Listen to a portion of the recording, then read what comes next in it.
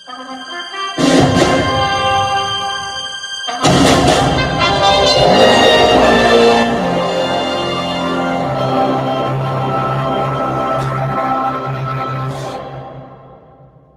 was the American dream. Sunny California, with a palm tree in the front yard, the camper, the boat. Temptingly close to the Los Angeles ghetto in the 50s and 60s, it became the Black American dream. Open housing paved the way, and middle-class blacks flooded into the city. Whites don't buy houses in Compton anymore. Now, with 74% of the population, black power is the fact of life, from banks to bowling alleys. But the dream that many blacks thought they were buying has turned sour. Though the mayor and 4 other 5 city councilmen are black, they have been unable to solve the problems of crime and growing welfare, which is slowly turning suburban Compton into an extension of the black inner city. Crime is now as high as the ghetto. 47 homicides last year gave Compton one of the highest per capita rates in the country. Juvenile gang activity, muggings, small robberies make some blacks want to leave.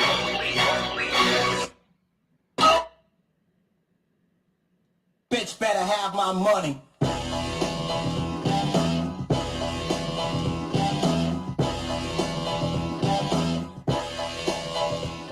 It ain't nothing like that. Word to the mother, DJ Quick, the play all those rap dominoes, shopping bros. AMG's on the mother, back for bonus. Ain't bitch, nothing more, nothing less. You gotta see those hoes, you can take the chase and bring big backs, get lots of backs. You got the witty, and I got the axe. I'm no joke when I start for a client. Bitches need, so they find it. G with the laptop fade. Open up your ghost bag, bitch, so I can get paid.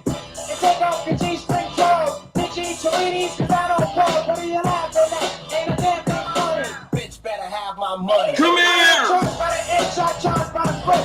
It's Friday! Bitch, here, take a look. 100% USDA Friday beat.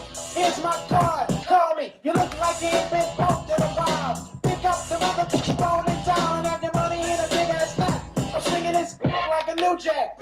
So, bitch better have my money. Who with me? Have my money. Short show today, I promise. Bitch better have my money. Bitch better have my money. Bitch better have my money.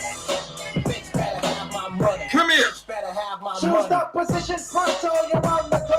You can stop the diggity, but I'ma charge you a knot. Bitch, I'm over and touch your toes. Hold your breath, cause I'm a hoe below. This was mine. Who with me? Baby, will it hurt you? Yeah, maybe, probably, because I'm 19 years old. I ain't a prostitute, but I'll have the most. Women love me and say I'm so cute. Girls wanna get with me, I'm tender. A big old flat and a small and a weirdo. You ain't nothing but a game to me. Pockets on the back cause I played the freak. So what I owe wanna be to the flow of a teenage pimp. I wanna see that grim. Let me ask you a question. Who just got paid this Friday? Who just got paid on this Friday? I thought I'd hit you with an old school joint. What's good with everybody, man? The few that are here. Listen, my energy level is on low right now. Still recouping. Still recouping right now. What's good with everybody? Welcome to the 5 p.m. conversation. Are you here? Let me see. Let me make sure people are here. I was having a little bit of problems. I just plugged up. I promise you, this is going to be a 1-hour show today. 1 hour conversation. 1 hour. The reason being is because I got something to do. I'll tell you what it is here in a second. I got to run to the airport, but I have something to do. So I just want to let y'all know that it's Friday. Some of y'all just got paid, and I'm happy for you. This is going to be 1 hour.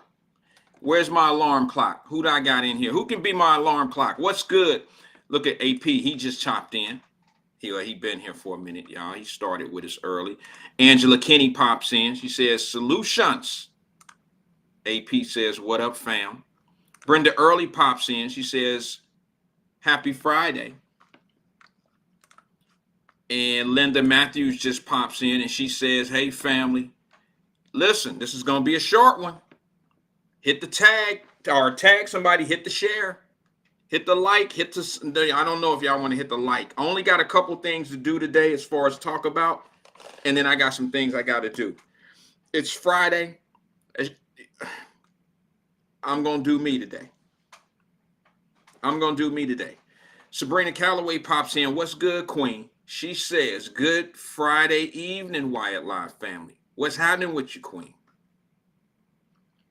Sabrina, I know that the Callaways have been nominated or they're going to be on the, not nominated, pardon me. They're going to be in the Walk of Fame in Cincinnati. I think that's a huge achievement. Shout out to your family. Shout out to Reggie Calloway. The Callaways, period. Shout out to them. They represent this city well. They represent Cincinnati well. They really do. Bootsy, all of them. Midnight Star, all of them. I tell you one person I would like to see go in there that y'all will not even bring up. This is not shade. It's just somebody that I want to bring to the table. They even put High Tech in there. He's a hip hop producer. I met High Tech years and years and years ago when he first started. Nobody really knew him. Inductees, thank you, Angela. What's good, Angela Kenny? He was a kid. He had his little box with him. I did some business with him. I owned a company that did t-shirts, and he sought me out, and we did some business together, and I was trying to help him promote his situation back in the day. And, you know, it was definitely hard for a kid from Cincinnati to go off and battle, or not battle, but to be heard in hip hop from the Midwest in a New York hip hop era.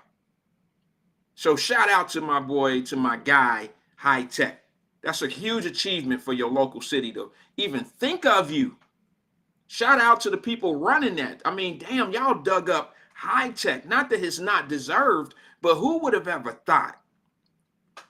He's a hidden gem. He's a hidden secret.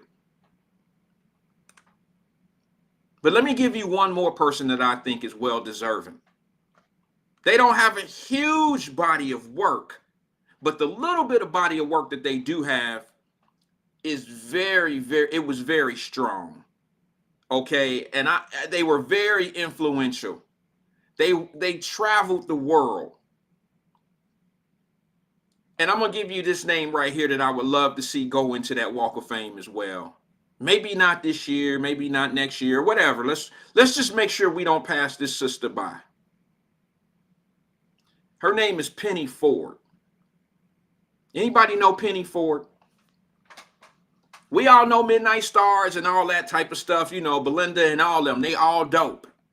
But I'm going to tell y'all who Penny Ford is, for those that may not know. Penny Ford is the singer. She was the lead singer, still currently, for the group called Snap. Remember Snap? I Got the Power? Penny Ford made a living off that song. And that song was the #1 dance track for months. It blew up over in UK. I was there when it was created. Met Penny Ford in the studio. She looked out for me when they was making that album. I was there. It was amazing. We just happened to bump heads. Remember back in the day, we had those Cincinnati or those just starter jackets. Well, I had a Cincinnati. She was. Oh, Brenda Early says Penny Ford was also inducted. Wow, that's special. I didn't know that. Thank you. Well deserving.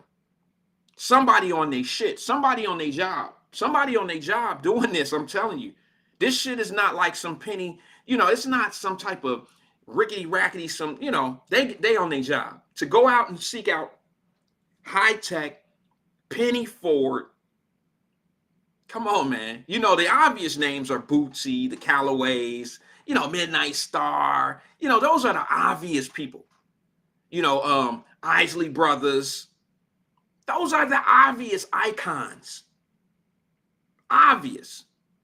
But when you go dig for High Tech, Penny Ford, and there's going to be some that I don't even mention that I can probably bring up next week. Let me do my research on some.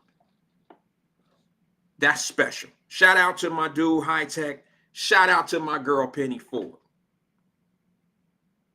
Remember those starter jackets back in the day? Everybody wanted to wear Miami Hurricanes and all that. Well, I was in Europe and I was representing my hometown of Cincinnati, Ohio at that time. I was repping the Natty. So I wore a Cincinnati red jacket, starter jacket. And I'm in the studio. I was a DJ. Okay. I was in the studio over at the Palladium. It's in Frankfurt. And we were in the studio, and I was listening, and there was a tray of food. I was listening to the music in the studio. I never thought this record was going to be what it was because they were just developing it. And then all of a sudden, I look over, I see a fruit tray. And you know, I'm a kid. I'm like 17 or 18 years old. And I see a fruit tray over there, and I'm like, should I go get some? Should I not? Should I sit here and be lucky that I'm even sitting in the studio? What should I do? What should I do? So I go over, get close to the fruit tray, and I think I'm going to get me a couple little slices of watermelon and some grapes or something like that. And this big dude look at me. Big dude happened to be the name of Turbo. And he looked at me, and he give me this little dirty look. And he looked at me like, you better not touch that fruit. You better not touch that fruit. And I'm like, damn. All right, I won't touch the fruit. I ain't say that, but I kind of backed off. And he said with the most gentle approach to me, he said, little brother, you want some of our fruit? I was shocked because he had this mean look on his face, like Mike Tyson or Mr. T or somebody. Like, you better not touch that fruit, fool. So he was like real gentle. He was like, little brother, would you like a piece of the fruit? And I was like, yeah.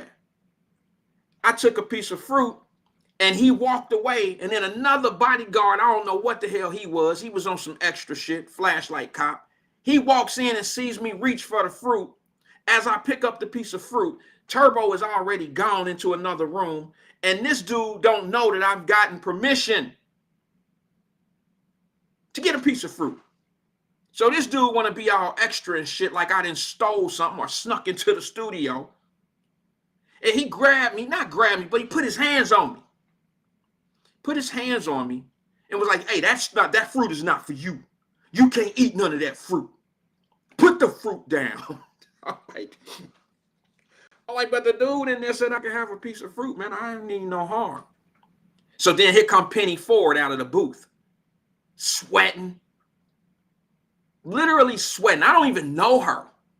I don't even know who she is. I ain't know where she was from. I don't even know her, and she certainly didn't know me. Here she come out of the booth, sweating, grabs a little cup of water or some juice or something, I don't know. And she looked at me, and she was like, pick up that fruit. I'm like, I picked the fruit up, and she was like, he can have a piece of fruit. She don't even know me.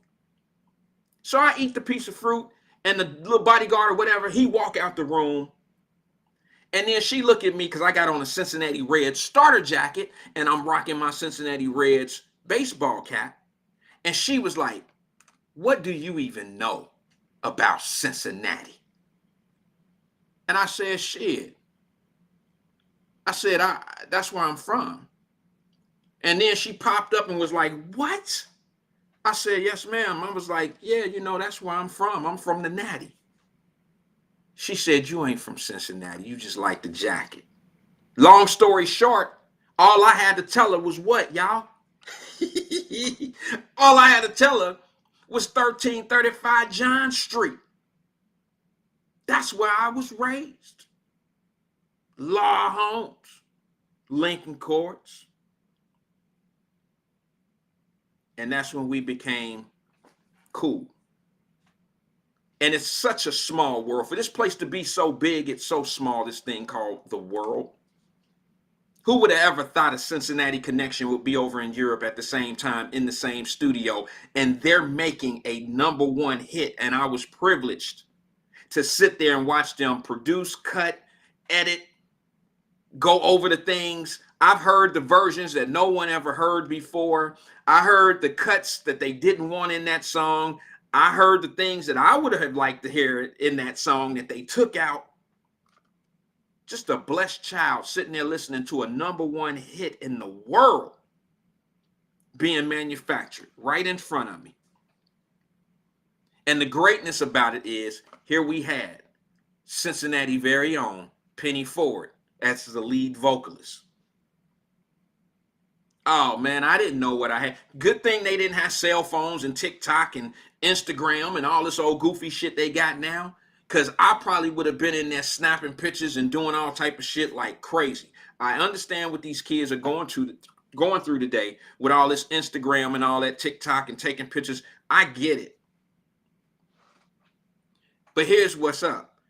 I was just happy to be in the building with them while they were making a record. I didn't think the record was going to do anything. I mean, I knew it would sound good. And I'm like, damn, this is hot. This shit is amazing. I'm a DJ. I know what it'll blend with, what I could cut to it and everything. I was wanting to do something with it. Like myself, like cut, scratch, do whatever I could do. Oh, no, they wasn't letting the brother get that much room in the studio. They couldn't put me on the paperwork. I came back to the United States before that record even hit. Seeing my partners that I know, my guys from down the way and all that. And I'm like, I show them the album cover and I was like, bro, I was in there when they made this record. This shit is dope. No, you what? Well, I used to lie when I was a kid. So I was at a point where whenever I said some shit, they didn't believe me. No way. And it's well deserving. I used to say some shit that wasn't true back in the day. I'm talking about kid. But when I had some real shit to share, that's why that was one of the turning points in my life. I lost 2 really good friends because of how I used to say shit when I was a young man. I'm talking about a young kid. I lost 2 people that I would love to be, that I, at a young man age, would have liked in my life. But due to the fact that I used to say things that wasn't true, and I had to self-check myself. I start saying I was a liar. I didn't already told people that. I was a liar when I was a kid. So some of my good friends just tolerated it, dealt with it. They just was like, oh, fuck it. He ain't telling, fuck it. And some of them stuck with me. Some was like, nah, man, I ain't rocking with you. Whatever. So one of the things I promised myself, this was a self-promise. I don't know if anybody else done this before, but I'd like to share an intimate moment of my life. I told myself once I got to a certain point in life, this was me as a young man. I said, once I get to a certain point in life, I am never going to lie to people. I used to say, when I get rich, I'm not going to be a liar. But what happens is when you are a little fortunate sometimes, you have to sometimes veer away from the truth, because sometimes the truth is not to your benefit to let people know, because then they think that you think you better. And it's not always that. But let me get back to the subject at hand, and then we're going to get on to what we're talking about. I had to learn late in life, but thank God it was early in my adulthood, that telling lies is not beneficial. Because once you start lying to an individual, you have to consistently lie to that person. You have to keep lying. And it just don't work out. Eventually, it'll come to forefront that you're a liar. And I used to promise myself, I said, when I do certain things, when I get to a certain point in life, I'm not going to lie to anybody. I'm just going to be cold. I'm just not cold, but I'm just going to be upfront and honest. I'm just going to fuck it. I'm just going to be an upfront dude. Well, it didn't take me to be financially secure and none of that. It took me to be around certain people that I didn't want to lose in my life. So I had to keep shit 100. I had to get around people, and I probably were around people who would have accepted me for who I was. But I wanted to be more than who I was and what I was. I did. I truly wanted to be more than that. And I just didn't have the means to match my ambition. So I know how that's why I got a problem with that fake it till you make it shit, because that don't work. You're lying to yourself to lie to others. But at the end of the day, you know who you are and you know what you're capable of doing and you know what you have and what you don't have. And I don't understand, you know, faking it until you make it. Most people will appreciate you for who you truly are. When you are pretending to be more than who you really are, you're setting a precedent for people to expect more from you than what you can actually give. I had to learn that early in life as well. So I know it's Friday. I know everybody want to have fun and we're going to go out tonight. Y'all going to do what y'all going to do. I'm going to swim today. I got my daughters coming down, you know, the family's coming and we're going to have fun. My daughter's report card came out, my youngest daughter, my oldest at Ohio State. I ain't seen her shit yet. But my oldest daughter report card came out and I'm so happy. I'm blessed. She had 1 B plus. Everything else was A's. And she has been taking the college courses while she's in high school. And she has like a 4.7 or some shit like that. I know some of us think that a 4.0 is the largest you can get because when I seen 4.7, I'm like, okay, you on some lying shit.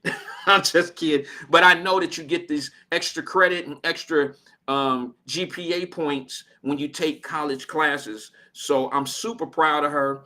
I wanted her and I wanted the family to come down and do something, celebrate, because they're going to a camp at Ohio State next week. It's an MD camp.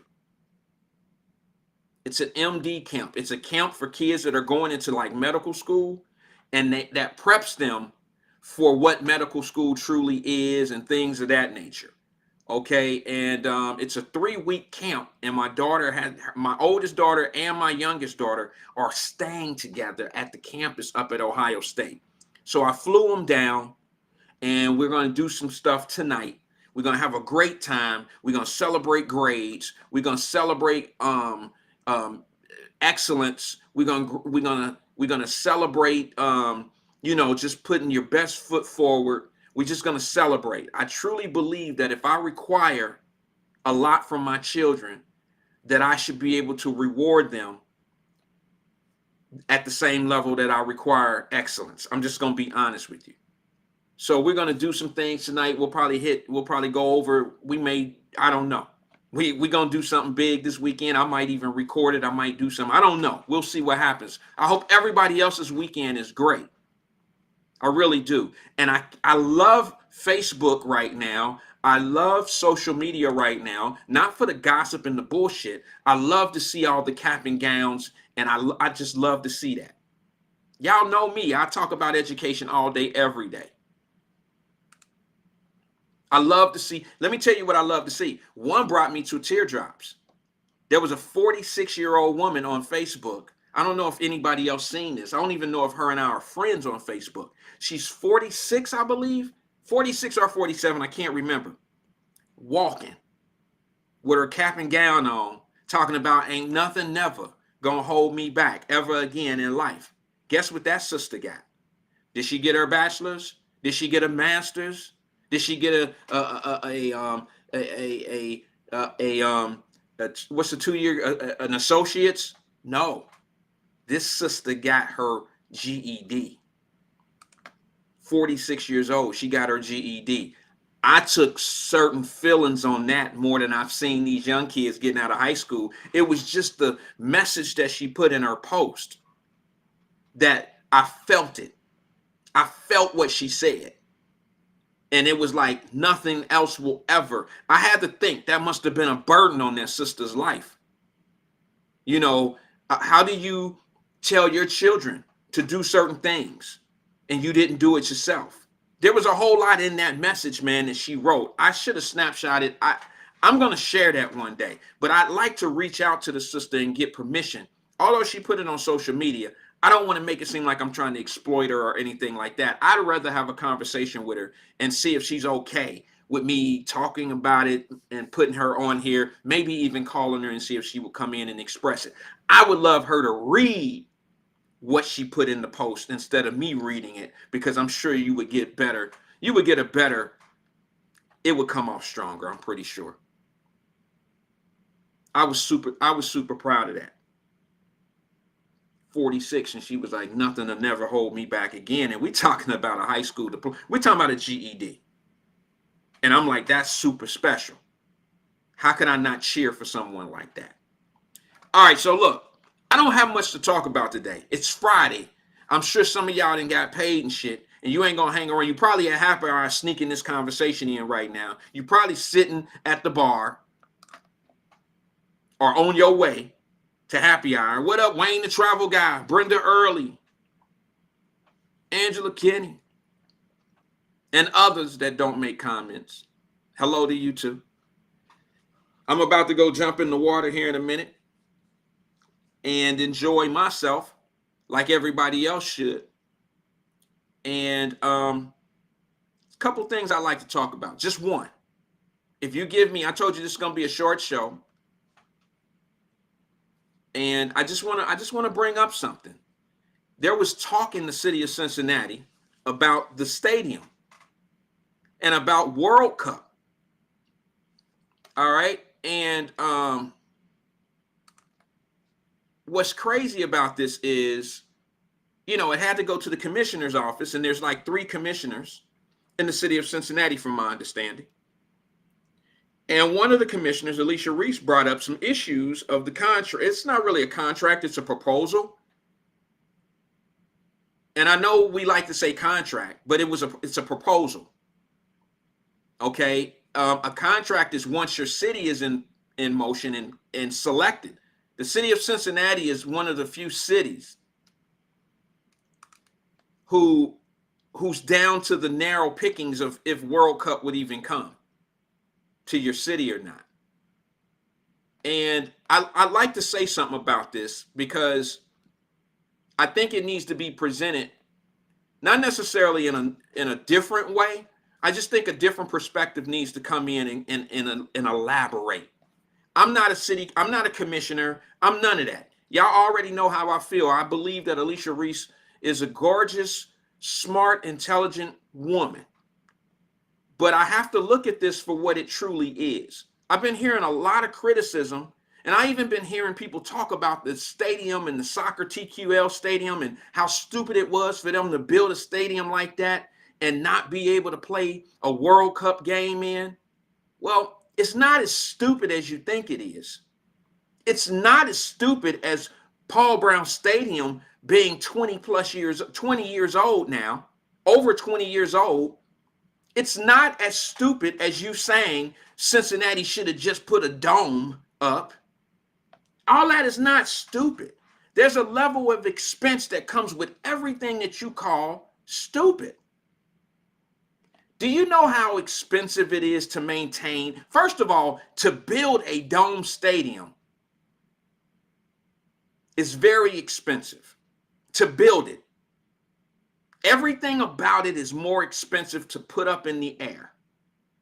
Secondly, it's more expensive to maintain it. These are the same folks who are bitching and complaining about spending $10 million to fix up a stadium to be able to do some things. How would you feel if you had to pay $40 or $50 million more for a dome stadium with the same contract that you have with the Cincinnati Bengals, which means you can't really utilize it? Just because it has a dome on it, don't mean you get it in the wintertime or summertime, excuse me. Show me a city in the United States of America that has one of the 32 football teams, NFL football teams. Show me a city where the city does not own the team and has a great stadium deal. I'll wait. You're putting too much on the Cincinnati Bengals. The Cincinnati Bengals have to go by bylaws and regulations that the NFL passes. The Bengals don't set all the rules for the city. The NFL, how I can prove that is the same way that you have to do all these stipulations for World Cup and MSL soccer. It's the same way in the NFL. See, there's certain things we need to know before we criticize what's going on and thinking the powers that be are making these decisions and we just gonna do what they say. You don't even freaking understand the process of everything. So why light fire to stuff? Why?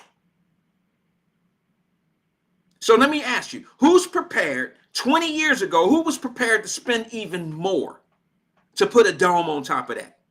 Would it have changed the contract between Cincinnati and the Cincinnati Bengals and the city of Cincinnati, Hamilton County? No. Y'all wouldn't have had any more concerts than you're having now. Everything would have been pretty much the same because that's the standard deal across the country.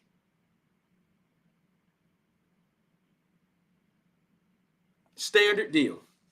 Here's the other thing. You bitching and complaining about $10 million worth of rehab or that needs to be fixed up for this particular World Cup. But let me ask you this.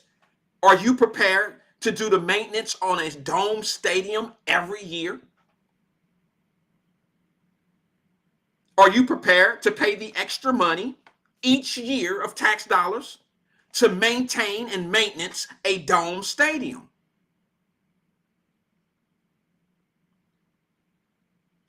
We ain't think about that. Are you willing to pay higher insurance premiums? Because I heard y'all talking about retractable roofs and all this old shit. Oh, it's only $3 million more. No, it's not. It's a hell of a lot more than that. Are you willing to pay the extra cost for the convenience or for they don't know what they're doing? Are you willing to pay as a Hamilton County taxpayer? Are you willing to do that? Pay the extra money. Y'all know me. You know I'm going to bring a different perspective. There could be some people sitting on the sideline right now talking about Wyatt don't know what he's talking about. Okay. Feel free to feel the way you want to feel. That's cool. I'm just giving you a different perspective, a different way of looking at this. So now here's the thing. A Boston consultant group,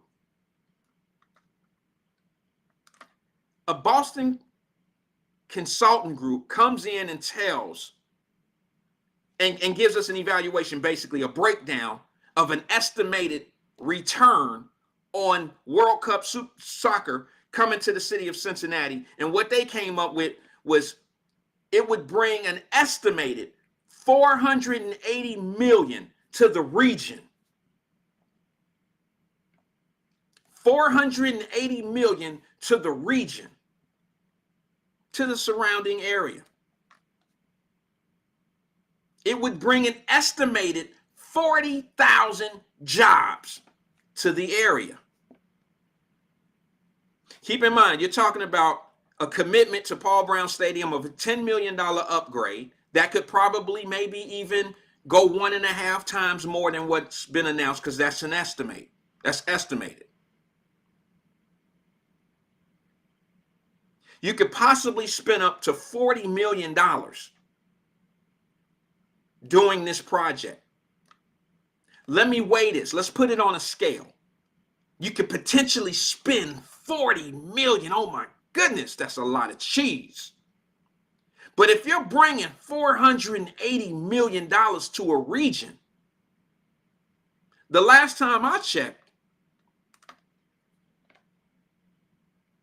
doing my calculations, that's a pretty damn good investment. Okay, we spend $50 million bringing it here. If you spend $100 million, I can just say this, the city has spent worse. They've spent their money on worse situations. They've given money away. They own a lot of properties that they end up giving away. Here's what I got an issue with. I don't have a problem. It's not my money, okay? But let's look at it for what it is. It's taxpayer dollars that need a return. I would rather you gamble and if you want to call it a gamble, I see it as a clear-cut investment, not only from the aspect of the potential $480 million to the region. I look at it like this. You get national exposure.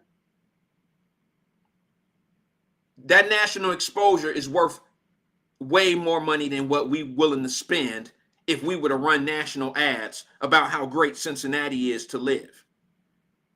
Keep in mind, you have corporate sponsors in the city of Cincinnati who will be doing things that whole entire month of World Cup soccer that would be coming to your city. Nobody's talking about that. P&G would pop in money. GE would pop in money. And other large corporations would pop in money. Everybody's going to want, corporately, would want to tie themselves to this World Cup situation, and they would have to come through Cincinnati to do it. Anybody talking about that? Here it is. I don't even know offsides. I don't know anything about soccer other than you kick the ball in the goal, but I don't have to do that. I don't have to understand the aspect of the game or the rules of the game for me to talk about the money of the game and what it would provide for the region. We always talking about we getting left out and we ain't got no seats at the table. Which table do you want to sit at in this particular deal?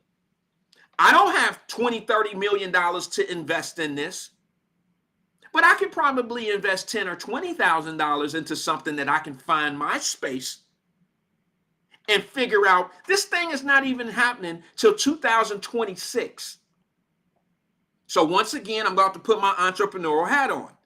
If I was a person who's seen some way of fitting into that $480 million that's coming to my region, I got to figure out how the hell I'm going to get some of that. What can I do to fit into this? What can I do to put myself part of what's going on? How could 480 million come to my region and I not touch some of it? They're talking about 40,000 jobs potentially coming to the area if World Cup soccer comes. We ain't even thinking about the people that are already working in the restaurants, the hotels, the casino. Everything's going to go up. Everybody's going to get overtime. Uber drivers are going to make plenty money. Lyft drivers are going to make plenty money. But what about you? What's stopping you from marketing, doing something that could fit you in it? I know people don't really like to have these conversations because when it's about that hustle and grind and fitting yourself, putting yourself in a place that you can fit in, this is where I lose a few. This is where I lose a few people. Because we rather bitch and complain about spending money and this and this and this and that. What difference does it make to you if the county lost a whole bunch of money? What difference does it make to you? I mean, just be honest. You can bitch and complain about the expenditures, but when have you ever cared? When have you ever cared what they spend their money on? Spend your money on, basically. You ain't never cared, but you get somebody something to bitch about. Oh, now I got something to bitch about. All I'm saying is, how can we fit in? This is the same speech I gave everybody when COVID dropped. Okay, it's going to be plenty of money out there. We got till 2026. For those that dream, get up, figure out a way to get a fucking food truck. If your dreams is to cook, if you got the best fucking hot wings in town, prove it. Get you a wing truck. You got the best damn sliders and hamburgers. Prove it. Get you a fucking burger truck. Because in 2026, it's going to be plenty of people wanting some damn burgers and wings and french fries and all that shit. If you make special jewelry and trinkets and things of that nature, figure out how you can go down there and do a pop-up store.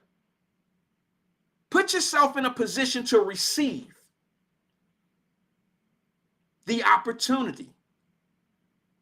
But no, we got all these answers to some hypothetical conversation. And after all that shit and all that talk, guess what happened? The deal got approved. Well, the $10 million got approved. As it should. And I know y'all, well, why? You didn't read the paperwork. You don't know what all we going to be obligated in. Let me ask you something. Who think that the Bengal deal is a bad deal for Hamilton County? Do you think you paying more Hamilton County taxes right now because of a bad bingo deal? Because of a bad stadium deal? Do you think you're being cheated where you live right now because of a deal that the Bengals have with the city of Cincinnati? If the Bengals weren't here, you would be making more money in your check. If the Bengals were not in Cincinnati, your life would be easier. Your life, your taxes would be less. Do you really believe that?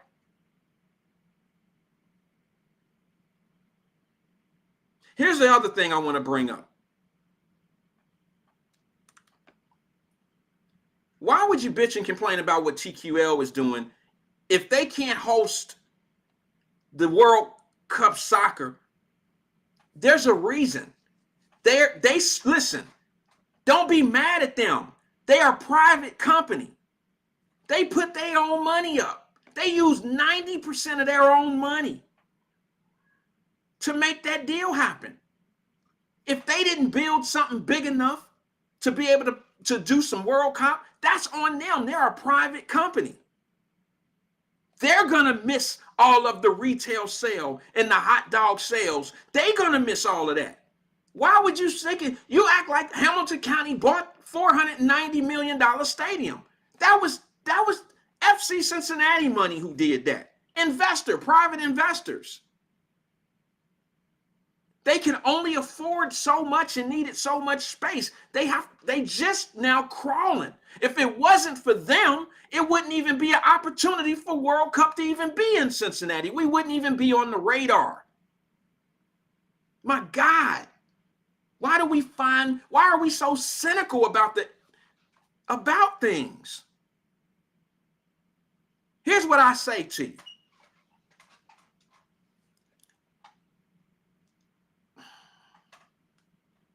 The same folks that's bitching and complaining and not understanding what's going on here, if World Cup gets announced to come to Cincinnati and you run a podcast, and if you bitching and complaining and not really understanding what's going on about this, say you run a podcast, a radio station, you doing what I do right here, we doing this, and here the deal go through for a World Cup to go to Cincinnati. How would you feel if World Cup dropped off $10,000 a month to your program and your platform to advertise for people to come down to the games during World Cup? It'll be a different argument at that point, wouldn't it? It wouldn't be a stupid ass idea at that point now, would it? The conversation would truly be different. If you were included, your conversation would be different. The backing of it would be different. The support would be different. Am I lying?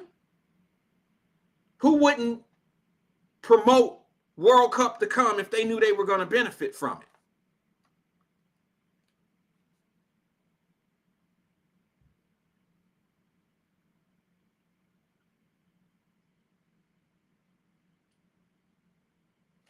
All right, so look, I'm gonna read a couple messages that my man AP said, because I told you I got an hour, so I got a few more minutes. Just hang in with me, y'all.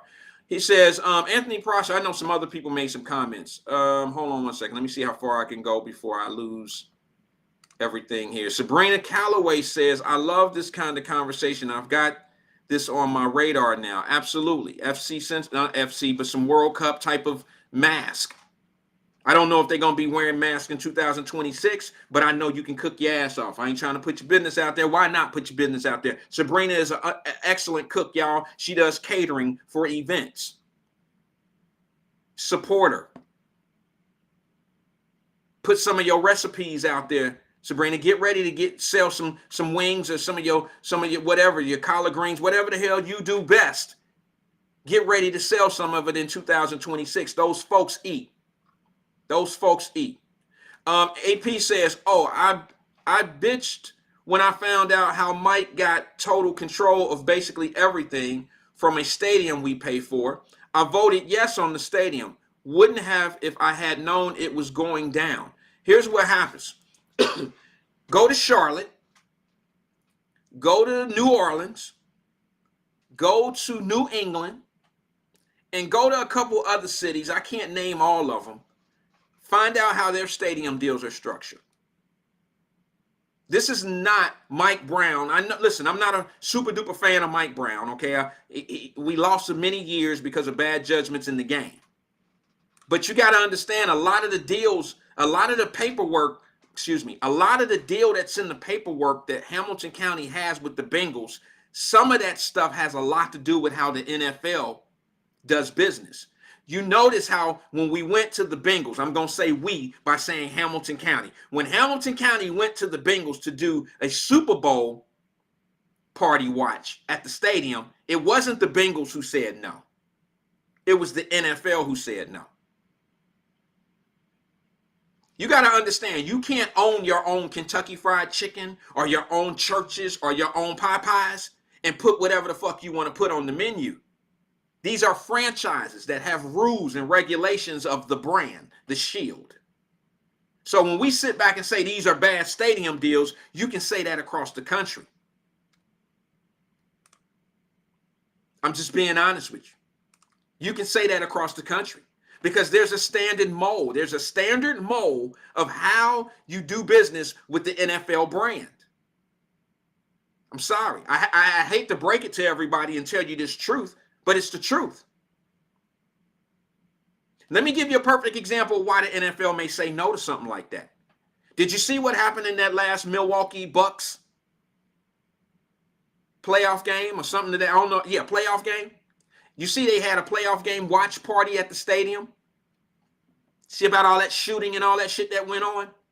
See, now not only is the stadium in that county liable for that shooting, the NBA and the Milwaukee Bucks will be named in lawsuits as well. These people have been doing this shit a lot longer than we've been complaining. The reason why it takes the Bengals, I heard Alicia Reese tell somebody that you can't give the Bengals some documents and they right on the spot or 24 hours before they need a decision. You can't do that with them. You're absolutely right. Because the the Bengals have to review it. They have to send it to their legal team, and then they have to get approval from the NFL. They can't just do whatever they want to do. The Bengals can't just jump into anything they want to jump into. The NFL has to approve it. You own a Kentucky Fried Chicken. You can't put your grandmama's green beans up there if you want to because you own that Kentucky Fried Chicken. You can't do that shit. You can't put your mama's cornbread up there. That's a violation of the franchise. So let's stop trying to act like everything is on the Bengals and we ain't doing the right thing and we should have bought a dome stadium. Were you willing to pay for a dome stadium? Was the taxpayers of Hamilton County already being pushed hard enough for just building a new stadium and naming it Paul Brown Stadium? Were you willing to pay $5 million in maintenance cost of a dome stadium like New Orleans been doing? You willing to replace the cracks in the wall? You willing to pay the higher insurance? What am I missing? Oh, nobody ever brought this type of shit up to you. Are you willing to do the grass turnover every 2 or 3 years?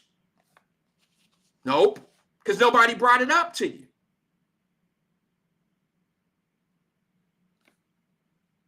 Are you willing to go through the yearly maintenance and the regulations from the state for safety code for a dome? Are you willing to pay the extra $5 or $6 million a year? And now y'all talking like y'all just got moved, like the Bengals is some big market, or Hamilton County, Cincinnati is a big market for baseball or football. Let's stick with football. Think about this. I heard people talking about, well, why don't we need to just do what LA did. Okay. You got $5 billion laying down Hamilton County to build a $5 billion stadium. Come on, man. Are we really having this conversation?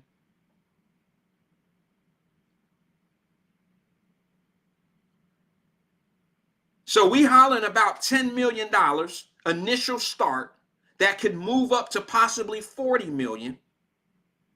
with an opportunity to bring in 480 million to the region.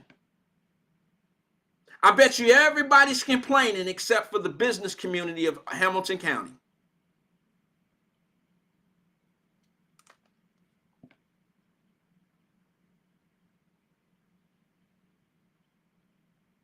There's my brother Carl Lewis, attorney Carl Lewis. What's good, brother? He says, educate. He says, truth hurts. And then he has a question. Well, I think it's kind of a comment / question. He says, do you have a company to buy a $1 million sponsorship? See, that's what I say. I think Cincinnati, Hamilton County has plenty of sponsorship. You don't think Procter & Gamble would buy a $1 million sponsorship to a World Cup? You don't think they're going to paint one of their high rises down there to get national coverage when they show the blimps and all that old type of shit? You don't think GE is going to find a way? You don't think, what's the Ruby dude? Jeff Ruby and all them going to get involved in all that this shit?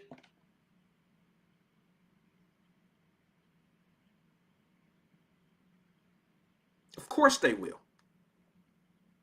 I bet you one thing, I know it's coming in 2026.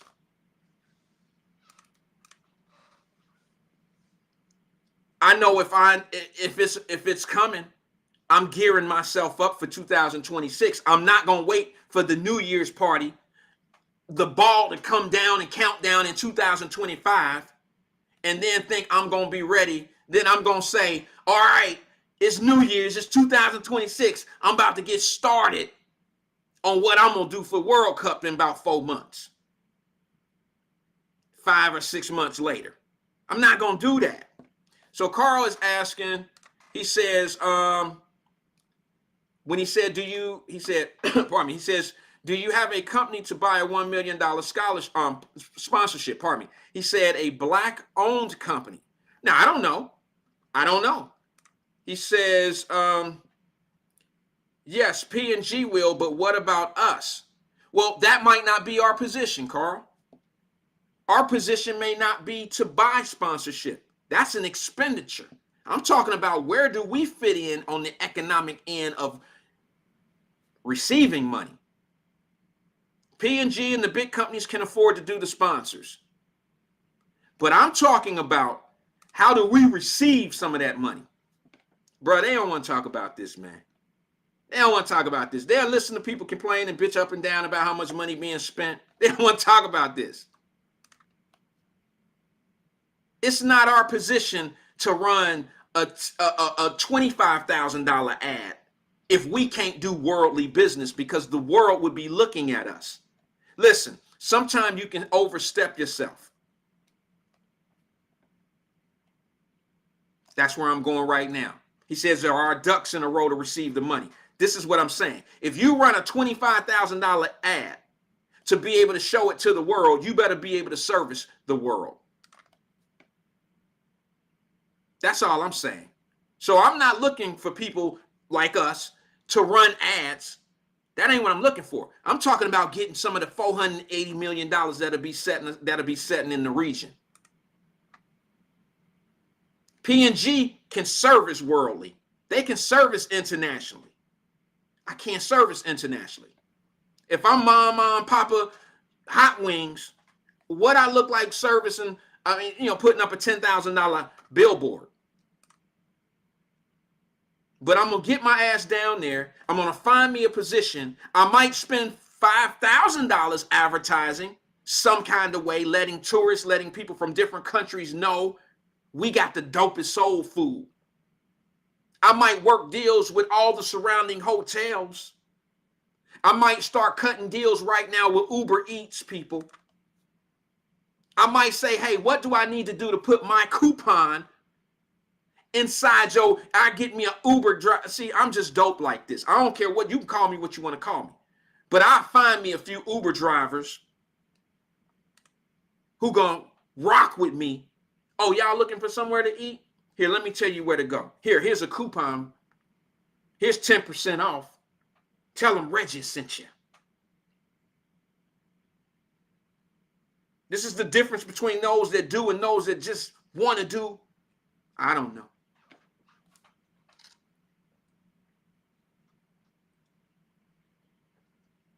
All I'm telling you is this. You ain't going to put $480 million around me, and I'm not going to find a way to get some of it. I'm going to find a way to tap some of it.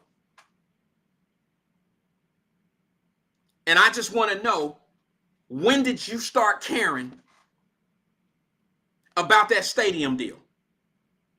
How much of a difference is it making in your life? Would you have a better life right now if the Cincinnati Bengals were not in your city? Would your trash pickup cost less? Would the gas prices go down? Would your city taxes be so much lower that you feel like you can make a significant purchase in your life now because the Bengals or the Bengals stadium is not down there? So now I got an extra $300 a year to do what with? I can guarantee you every business in the city of Cincinnati that services Hamilton County residents can't wait for 2026 if they get the bid. There's not a bar downtown. There's not an Uber driver. There's not a trash man who's going to get extra overtime picking up all that shit going on that whole week. There ain't a casino dealer, a dealer who can't wait. Everybody going to get overtime. The housekeeping maids and all that shit in all the hotels will get extra money. Overtime is coming. And every hotel from downtown Cincinnati to Newport, Covington, Erlanger, let's get back over here in Cincinnati and go Dayton. You can go as far as Dayton, Ohio. Every one of them stripped hotels coming down the way will be packed and be overcrowded, sold out. Sold out.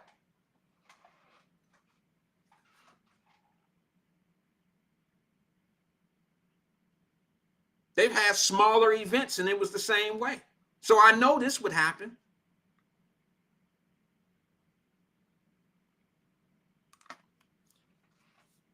Let's see. Sabrina, let me say this. I'm going to keep going. Sabrina says sometimes some of those large companies will sponsor small businesses as well. You have to ask them. As the word says, you have not because you have not asked. You have not because you ask not. Okay, I'm sorry about that, Sabrina. My bad, I got you, sis. She says you have not because you have asked not. You have not because you ask not. Okay, I got it.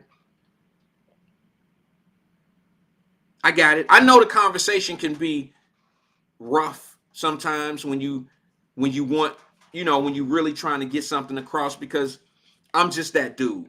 I'm a little bit different than most. Some say the same thing. I'm not saying everybody's against what I'm saying.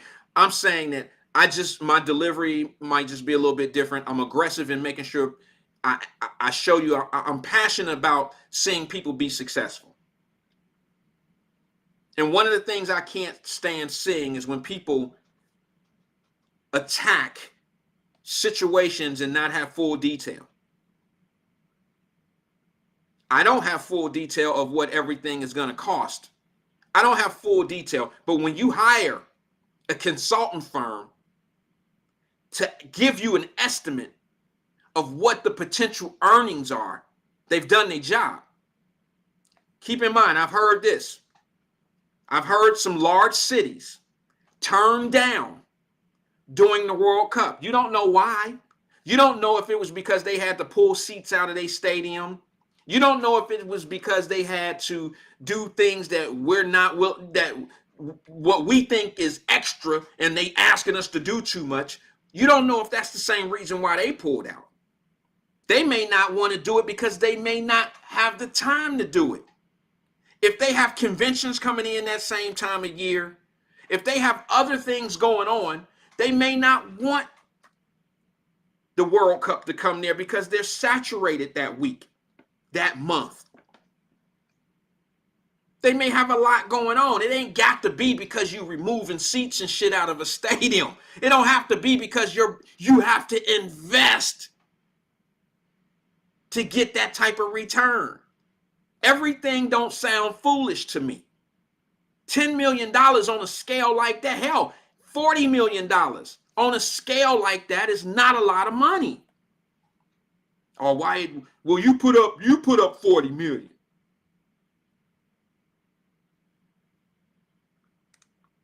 That ain't the point. That ain't it, okay. If you can show me a potential earning of $480 million and the investment is $40 million,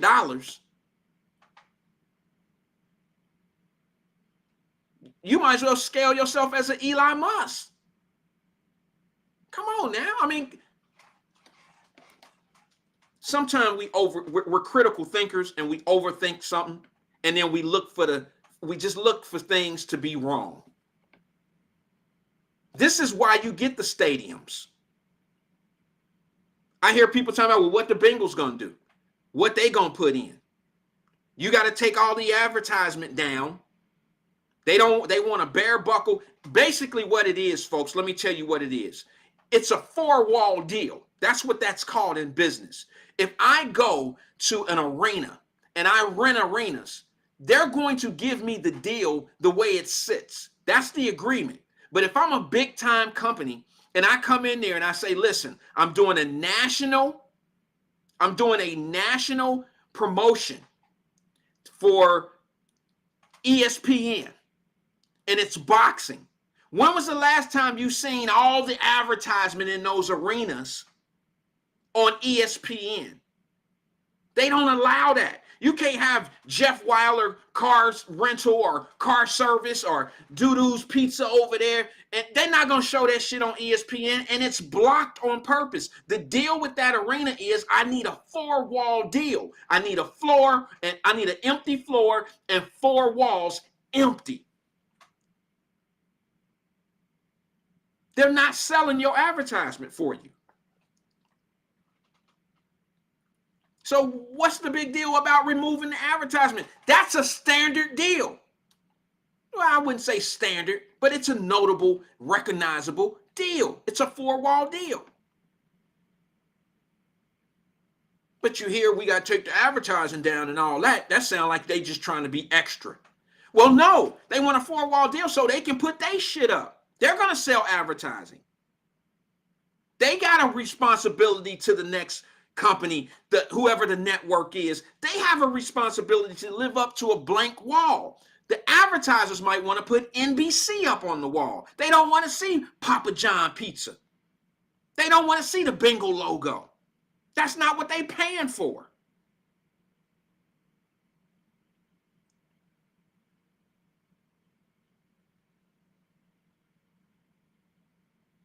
If somebody came to you and said, hey, Carl, give me $40, and in a month, I'll give you $480 back, would you do it? Now, Carl, you know me. I don't know if you're still here, brother, but I'm going to use you as an example. If you're here, just throw a thumbs up or something so I can make it with you, because I just need to, I want to make sure I'm okay with saying what I'm saying, using you as an example. Because you know me personally.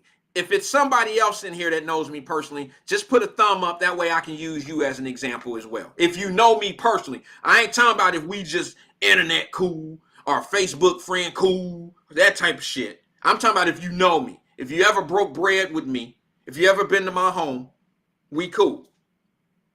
That person. Oh, I ain't got no friends. Y'all niggas, I ain't got no friends. I ain't got no friends. I'll be damn. Shows you how small my circle is. There's somebody right now looking at their phone like, did that nigga say broke bread with him? I ain't never done that. I ain't never been to his house. I ain't never kicked it with him like that. Shit, I wish I could have said, I got you. Yeah, I take the money. No. Let me just give you an example.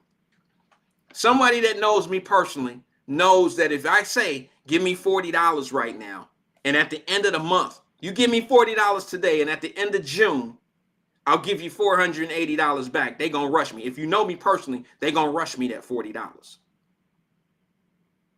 Because they know they gonna get their 480. I ain't gonna hold their money up. And the reason why I say that is, that's how I feel about a deal like this.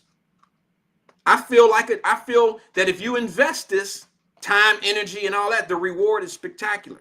You get not only international coverage, you get something that's very prestigious in the United States and the World Cup soccer itself. Here I am supporting World Cup soccer. If it was going to Atlanta, I wouldn't even be talking about this. If it was going to Chicago, I wouldn't be talking about this. Chicago happened to be one of the towns right now, one of the cities that turned it down and didn't want to be in the drawing or be in the finals. Imagine that. The highest crime city in America right now, turning down the World Cup. You know why? It may not be because they think this shit is a bad deal. They don't want to spend the money and all that. They may not want the national exposure. They may want to crawl under a rock right now. Chicago is not doing all that good when it comes down to public perception. Do you want World Cup in your city with a high crime rate like that and shootings going on? Hell no. You don't want anybody from Alaska, China, you don't want none of the Mexican, you don't want anybody from another country coming to your city in America and a bunch of crime and shit is happening and you see victims. Because now that gives your city even worse. Can you imagine hearing it on the news? Four Asians gunned down in the traffic of Chicago streets during World Cup. They don't need that exposure. They got enough of that going on right now. They don't need that. So maybe Chicago shied away from it because they have crazy tourism. They have crazy things going on every weekend. Chicago, one of the two of the downtowns that they have is always full of conventions and things of that nature. You can't take the shit to Atlanta. You can barely drive in Atlanta now. Taking World Cup down there be just as congested as that damn Olympics was.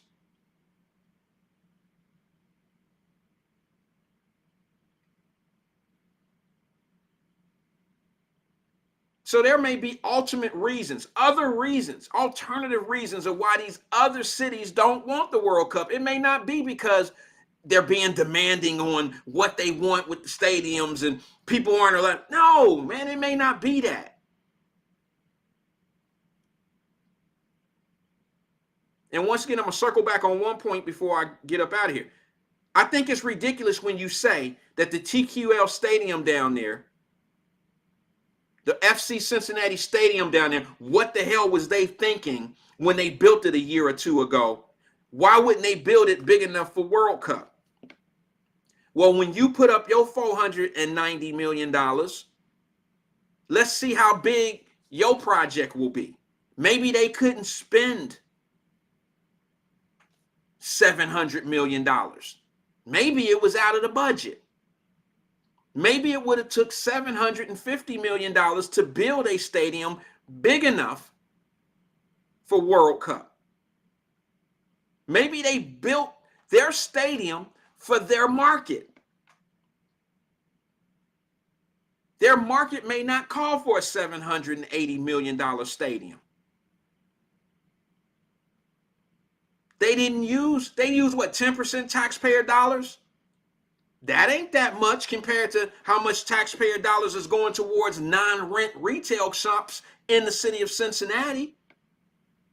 You don't even talk about shit like that because you don't want to get your aunt all screwed up and fired and shit because she working in a store in downtown Cincinnati and they ain't paying no rent. The city paying the rent. Oh, yeah, I ain't know that type of shit was going on, though, because they don't talk about that. They don't talk about that shit. They don't talk about dollar rents for big retailers. They don't talk about motherfuckers going in there buying $4,500 purses, $7,000 purses, and they paying $1 a year for rent. You don't talk about that shit.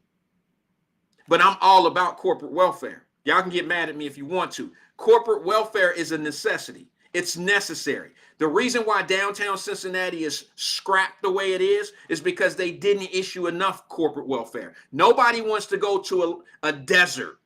No company is going to put a McDonald's in your downtown just because they are McDonald's.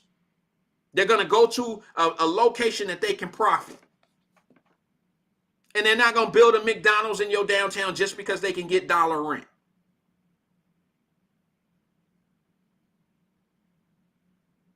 So for those that don't understand the true meaning or what corporate welfare is, that's just some slang word. That's a trigger situation to make other people start thinking that they go making rich people rich again.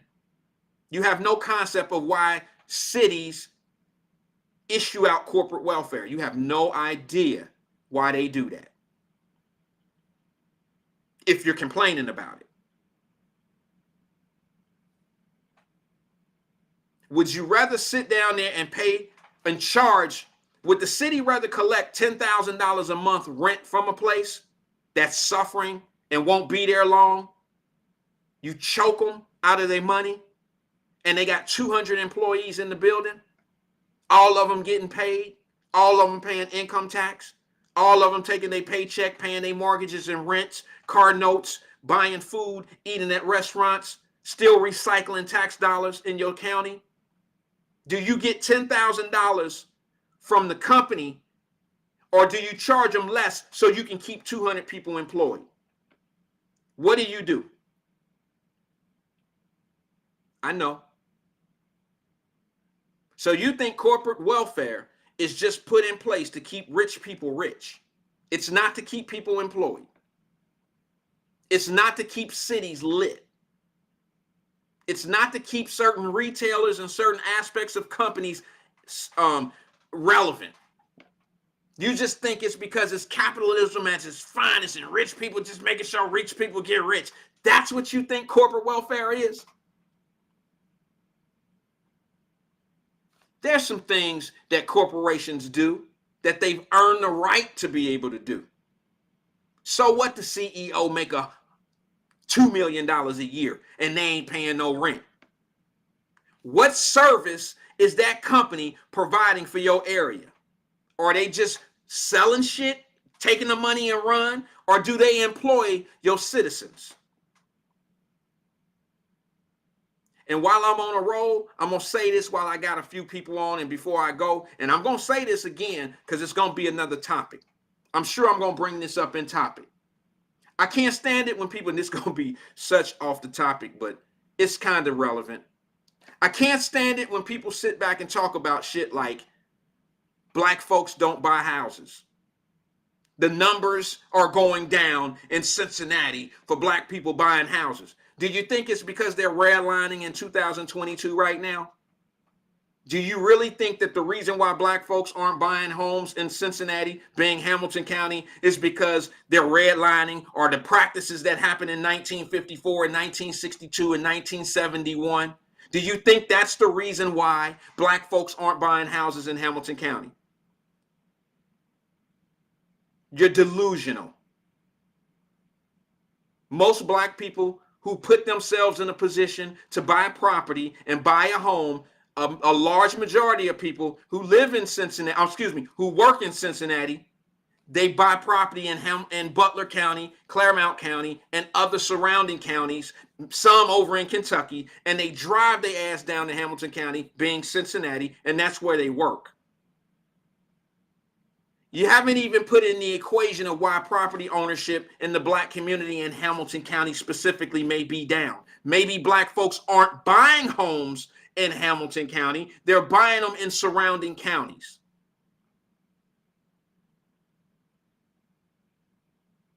Westchester, Mason.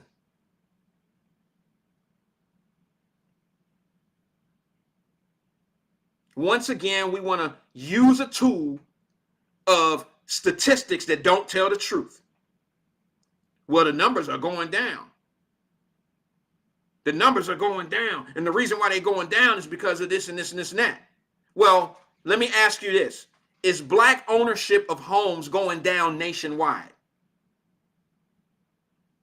I can guarantee you one thing that I know. I don't necessarily have to look it up because a year ago I looked it up and I don't think the numbers have faded since then. But black home ownership is booming across this country. Now, the market is bad for everybody. There's a shortage of homes, period. That's the economy. That's just something that's happening to white people, black people, Asians, and everybody. That's why you can get asking price or above for property right now, because it's a supply and demand situation.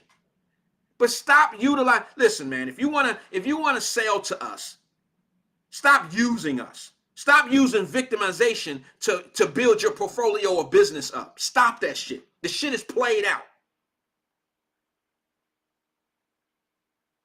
The reason why home ownership is down in Cincinnati, Ohio is because a lot of the black folks that buy homes buy it outside of the county. That plays a huge part in why the numbers may be down in Cincinnati. Where is the prime property in Cincinnati? Maybe somebody black don't want, maybe a brother don't want a $150,000 house in a certain area. Maybe his budget calls for a $350,000 house in Mason. Maybe he don't want to go do a rehab building.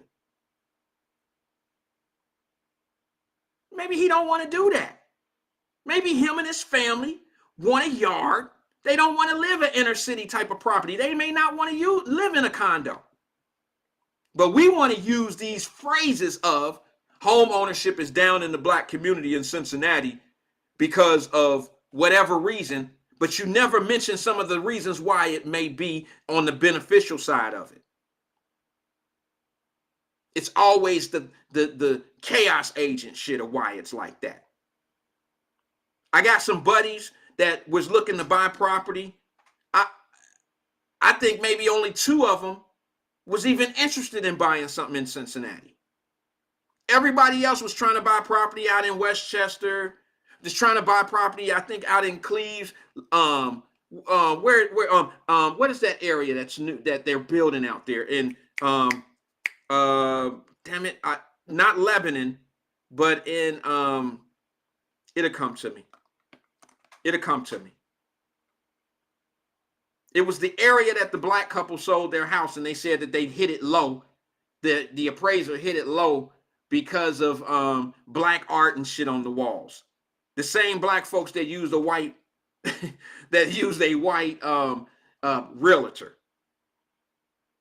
Used a white realtor, a white appraisal, used white everything. And then when a mistake happens, they go play the race card about how they getting done wrong. This is the shit we dealing with in this world. Somebody then hit their property the wrong way due to error on paperwork, and now they feeling like they got discriminated against. So they put this story together. And what y'all don't know, I've said this before, and I'm gonna stick to this because I have reliable sources in that industry, black folks, that told me the truth about the shit. They done told this story, and then you want to come to the black folks to try to make it seem like you've been villainized. And here you are. How could you be a villain? How could you be taken advantage of like that and your property sold to some black folks? Loveland, thank you. It certainly was Loveland. We love to do that. Shit went bad for me. Shit went bad for me and they did me wrong. As if your house gonna get appraised for $100,000 less than everybody in the surrounding area. And they doing that to you because get the fuck out of here. I want to have a good weekend. I'm so sick of people. I'm so sick. I know y'all sick of me too. I could tell. I see it. You get more property for the money in the surrounding counties and property value grows faster. That's right. Sometimes the tax values are a little bit less too. Nobody's talking about the differences in the tax evaluations of property in surrounding counties versus Cincinnati, Ohio. Nobody in Hamilton County. Nobody brings that shit up. But it's not meant for that, sis. It's not meant for that, Sabrina. What it's meant for is to get a group of people in and teach them about home ownership and then build their book of business. So what you do is you use You use what people use, what we had, the tragedies, the trauma that some people face today, or some of the things that we call trauma. You use that to get people in the doors. We're going to teach you this program. I get it. I love that. Teach me how to buy a house. I love it. Please do. I'm not shitting on it. I love the idea. But be genuine in your teaching. Don't use scary statistics and shit like that. Talking about we down in numbers in Hamilton County and blah, blah, blah. There's no homes in Cincinnati, Ohio. Let's be honest. Where's the property at? Where's the property? And here's what I'm waiting to happen. This is going to be some real shit. I can't wait for this to happen. I can't wait for somebody to come back and say, Wyatt, you were right.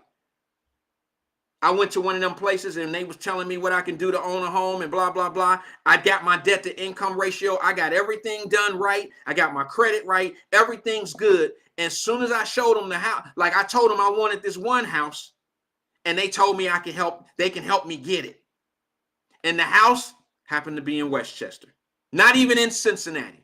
So it would be against the whole point of having the situation, the classes, that let me teach you how to do this. Let me show you home ownership and all that old shit. Wait a minute. I thought you was pushing for home ownership in Hamilton County, in Cincinnati.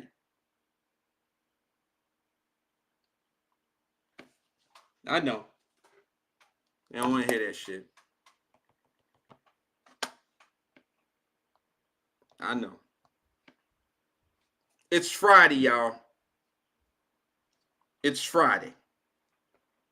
Today is a day that everybody gonna go get their groove on and they party on and have a great time. And I want to do that too. So with that all being said, I done went on my rant. I done went on my 5 o'clock Friday tantrum. And I guess I'm out, man. I'll talk to y'all on the next one. This is Wyatt. Bitch better have my money. Thanks for sticking with me. Appreciate you. Let's go.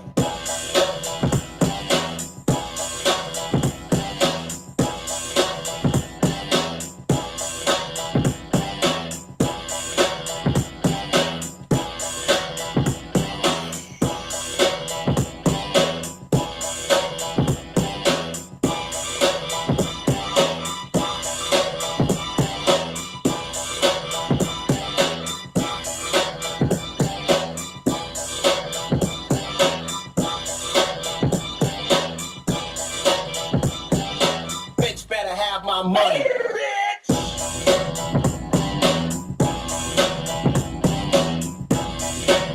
I'ma holler at you. See you Monday at 5 o'clock.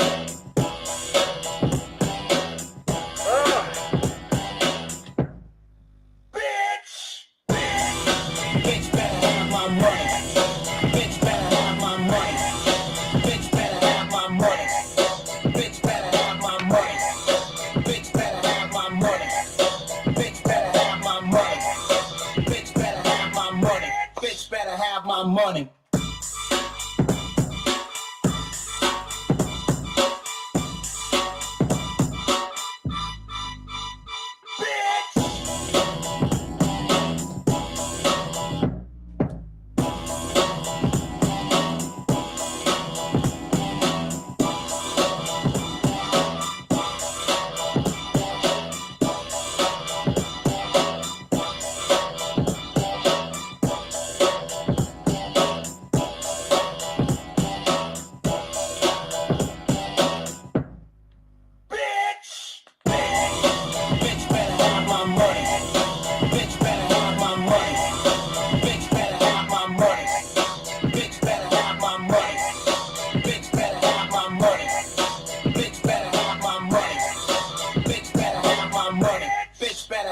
Money. Bitch better have my money.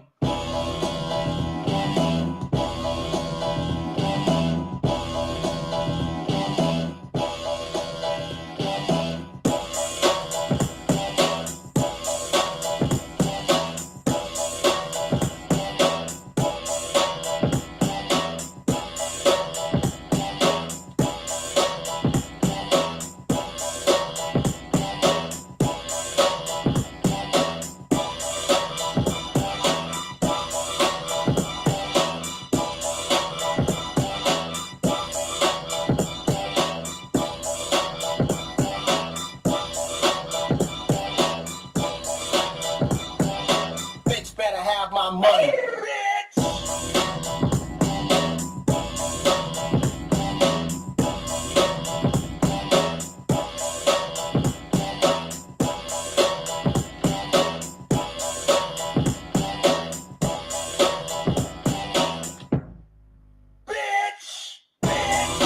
Bitch better have my money. Bitch better have my money. Bitch better have my money. Bitch better have my money. Bitch better have my money. Bitch better have my money. Bitch better have my money. Bitch better have my money.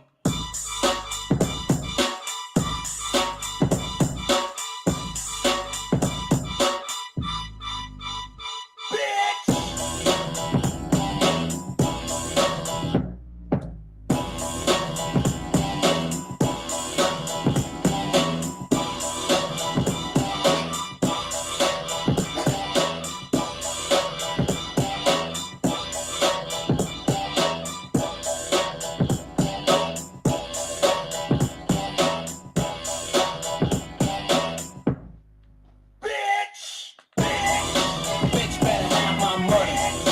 Bitch better have my money. Bitch better have my money. Bitch better have my money. Bitch better have my money. Bitch better have my money.